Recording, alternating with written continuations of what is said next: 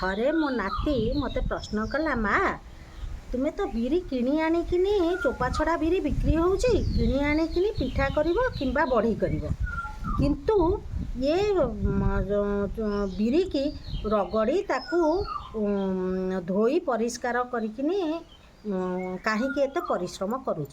ମୁଁ ତାକୁ ଉତ୍ତରରେ କହିଲି, ମୁଁ କହିଲି ଦେଖ, ଚୋପା ଛଡ଼ା ବିରିରେ ଗୋଟେ ପ୍ରକାର କେମିକାଲ ଦିଆଯାଉଛି।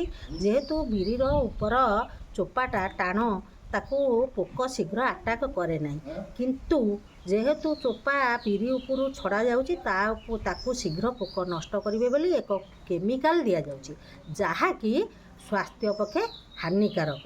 ତେଣୁ ଶୀଘ୍ର କରିହେବ ନାହିଁ, ଶୀଘ୍ର କରିବାର ପ୍ରଣାଳୀ ଅଛି, ଶୀଘ୍ର କରିହେବ।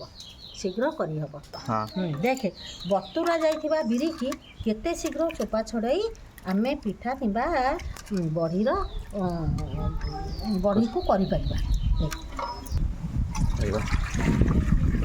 ଏଇପରି ଦୁଇଟା ପାତ୍ର ନେବ, ଗୋଟିଏ ଚଲା ନେବ ବା ଛଣା ନେବ। ଛଣା ନେଇ ତାକୁ ବାରମ୍ବାର ଖୁବ୍ କମ୍ ପାଣିରେ ଓଲଟ ପାଲଟ କରିବ। ଆଉ ଯେଉଁ ଚୋପା ଛଣାରେ ରହିଯିବ ତାକୁ ଅଲଗା ଜାଗାରେ ରଖିନେବ।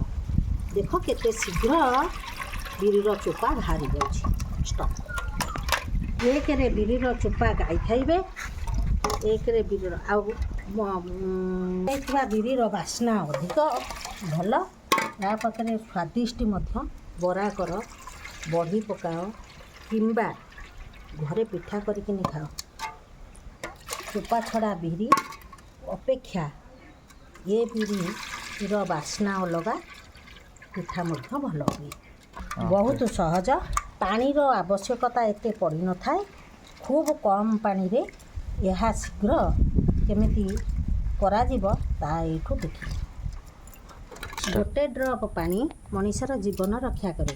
ଖୁବ୍ କମ୍ ପାଣି, ମୁଁ ଅଧିକାଂଶ ଜାଗାରେ ଦେଖିଛି ଲୋକ କ'ଣ କରିବେ, ବିରି ଧୋଇଲା ବେଳେ ବହୁତ ପାଣି ନଷ୍ଟ କରନ୍ତି, କିନ୍ତୁ ସେ ପାଣି ଖୁବ୍ କମ୍ ପାଣିରେ କେତେ ଶୀଘ୍ର ହେଇପାରୁଛି। ଏତେ କମ୍ ପାଣିରେ କେତେ ସୁନ୍ଦର ଭାବେ ସଫା ହେଇଯାଇଛି ବିରି। ଆଉ ଚୋପା ଦେଖ କେମିତି ଅଲଗା ହେଇଯାଇଛି, ବିରି ମଧ୍ୟ ସଫା ହେଇଯାଇଛି। ଏହିପରି ଭାବେ କଲେ ଖୁବ୍ ପାଣିର କମ୍ ଖର୍ଚ୍ଚ ହେବ। ଚୋପାକୁ ଚୋପା ବାହାରିଯିବ, ଚୋପା ମଧ୍ୟ ଗାଈ ଖାଇପାରିବ। ସମୟର ସଦୁପଯୋଗ ସହିତ ସ୍ୱାସ୍ଥ୍ୟ ସୁରକ୍ଷିତ ରହିବ।